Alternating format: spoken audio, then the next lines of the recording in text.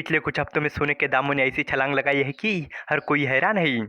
एक तरफ आम लोगों के लिए सोना खरीदना मुश्किल हो गया है, वहीं दूसरी ओर इससे भारतीय रिजर्व बैंक को जबरदस्त फायदा भी हुआ है। सोने की बढ़ती कीमतों ने उसके भंडार की वैल्यू को नई ऊंचाइयों पर पहुंचा दिया है। लेकिन इसी दौरान एक और आंकड़ा चिंता बढ़ाने वाला है। भारत का विदेशी मुद्रा भंडार लगातार 34 सप्ताह घटा है। आखिर सोने की चमक के बीच विदेशी मुद्रा भंडार क्यों गिर रहा है? इसका असली कारण क्या है? तो चलिए इस अपडेट को डिटेल में जानते हैं। लेकिन आगे बढ़ने से पहले एक रिक्वेस्ट है कि जो भी लोग इस चैनल पर नए हैं वो हमारे चैनल को सब्सक्राइब जरूर करें। इस काम के लिए कोई पैसे नहीं लगते हैं, बल्कि इससे हमें मोटिवेशन मिलता है। तो चलिए आगे बढ़ते हैं।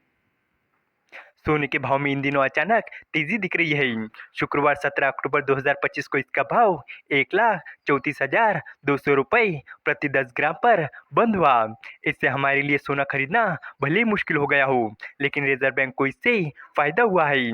इसके भंडार में जितना सोना है उसकी कीमत बीते 10 अक्टूबर को समाप्त सप्ताह के दौरान पहली बार $100 बिलियन के पार हो गई है।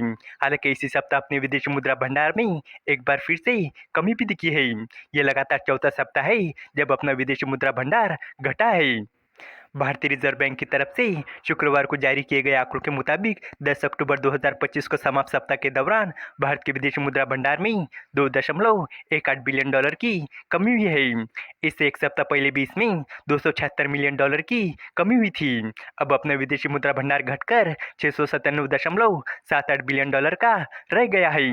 इससे पहले 27 सितंबर 2024 को समाप्त सप्ताह के दौरान अपना विदेशी मुद्रा भंडार $704.89 बिलियन के रिकॉर्ड हाई पर था। रिजर्व बैंक की तरफ से जारी किए गए साप्ताहिक आंकड़ों के अनुसार 10 अक्टूबर 2025 को समाप्त सप्ताह के दौरान भारत के फॉरेन करेंसी एसेट यानी एफसीए में खूब कमी हुई है। 10 अक्टूबर 2025 को समाप्त सप्ताह के दौरान अपने फॉरेन करेंसी एसेट में $5.61 बिलियन की कमी हुई है। इससे एक सप्ताह पहले भी इसमें $4.05 बिलियन की कमी हुई थी। अब अपनी एफसीए घटकर $572.1 बिलियन का रह गया है। विदेशी मुद्रा भंडार में एफसीए एक अहम हिस्सा होता है। एफसीए डॉलर में गिना जाता है, लेकिन इनमें केवल डॉलर ही नहीं बल्कि यूरो, पाउंड और येन जैसी और भी फॉरेन करेंसी शामिल होती है। जब इन करेंसी की कीमत डॉलर के मुकाबले बदलती है तो उसका असर एफसीए भंडार पर दिखता है। इसके अलावा सोने की कीमतें इस समय आसमान छू रही है। 17 अक्टूबर 2025 को 24 कैरेट सोने का भाव 1,34,200 रुपये प्रति 10 ग्राम पर बंद हुआ था। इस वजह से रिजर्व बैंक के भंडार में जितना सोना है उसका भी वैल्यू बढ़ गया है। रिजर्व बैंक के मुताबिक बीते 10 अक्टूबर को समाप्त सप्ताह के दौरान अपने गोल्ड रिजर्व में $3.6 बिलियन की बढ़ोतरी हुई है। इससे एक सप्ताह पहले भी इसमें $3.75 बिलियन की बढ़ोतरी हुई थी। इसी के साथ अब अपना गोल्ड रिजर्व बढ़कर $102.36 बिलियन का हो गया है। इस समय आरबीआई के पास सोने का भंडार 880 टन तक पहुंच गया है। ये देश के कुल विदेशी मुद्रा भंडार का 14.7% है। रिजर्व बैंक के आंकड़ों के अनुसार बीते सप्ताह भारत के स्पेशल ड्राइंग रेट यानी एसडीआर में कमी हुई है। 10 अक्टूबर 2025 को समाप्त सप्ताह के दौरान एसडीआर में $130 मिलियन की कमी हुई है। अब ये घटकर $18.68 बिलियन का रह गया है। इसी सप्ताह इंटरनेशनल मॉनेटरी फंड यानी आईएमएफ के पास रखे हुए देश के विदेशी मुद्रा भंडार में $36 मिलियन की कमी हुई है। अब ये घटकर $4.63 बिलियन का रह गया है।